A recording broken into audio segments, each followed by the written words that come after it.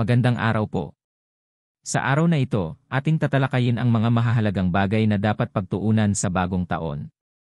Ang mga New Year's resolutions ay mahalaga sapagkat nagbibigay ito ng oportunidad na magmuni-muni at magbigay ng direksyon sa ating mga layunin. Sa pagtatatag ng mga layunin, nagkakaroon tayo ng masusing plano para sa pag-unlad ng sarili, nagbibigay inspirasyon, at naglalayong maging mas mabuting bersyon ng ating sarili sa darating na taon. Narito ang mga ilang gabay na maaari nating isaalang-alang sa pagsalubong sa darating na taon. Pagpaplano ng layunin, isalaysay ang iyong mga layunin para sa darating na taon upang maging gabay sa iyong mga hakbang. Pagbalans ng buhay, tukuyin ang mga aspeto ng iyong buhay na kailangang mabalanse, tulad ng trabaho, pamilya, at sariling pag-unlad. Pagpapahalaga sa oras, magbigay pansin sa paggamit ng oras, at siguruhing may sapat na oras para sa mahahalagang bagay. Pagsusuri ng financial na kalagayan, balikan ang iyong financial goals at gumawa ng plano para sa pag-ipon at pamumuhunan. Pagpaplano ng kalusugan, alamin ang mga layunin sa kalusugan at gawing bahagi ng iyong pang-araw-araw na buhay.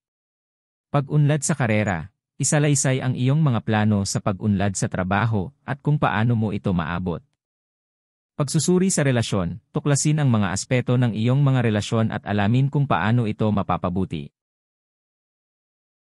Pag-aalaga sa sarili, maglaan ng oras para sa sarili, isama ang self-care at pampamper sa iyong routine. Pananaw, itapon ang negatibong pananaw at magkaroon ng mas positibong pananaw sa buhay. Pag-aaral at pagpapaunlad, iset ang mga layunin para sa iyong pag-aaral at personal na pag-unlad. Pagkakaroon ng suporta, kilalanin ang mga tao na maaaring maging suporta sa iyo sa pagtatagumpay ng iyong mga layunin. Pag-aalaga sa kapaligiran, magbigay halaga sa kalikasan at alamin kung paano makakatulong sa pagpapabuti nito. Pagtutok sa kasalukuyan, huwag kalimutang i-enjoy ang kasalukuyang sandali at maging thankful sa mga biyayang natatanggap.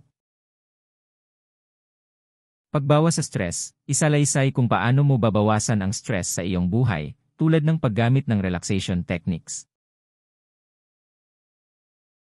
Pagtutok sa pagpapakumbaba, matutunan ang pagpapakumbaba at pagtanggap sa mga bagay na hindi natin kayang kontrolin.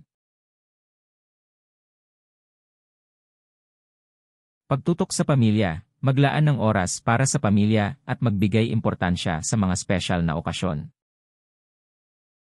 Pagtutok sa pag-unlad, evaluate ang iyong mga na-achieve noong nakaraang taon at alamin kung paano mo ito mapapabuti.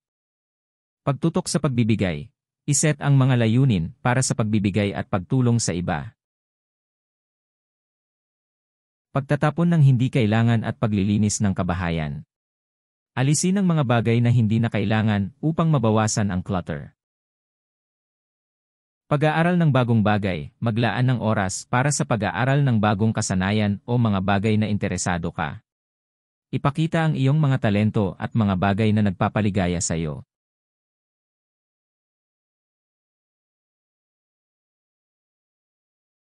Pagtutok sa pagpapatawad, i-liberate ang iyong sarili sa mga hinanakit at pagpapatawad sa sarili at sa iba.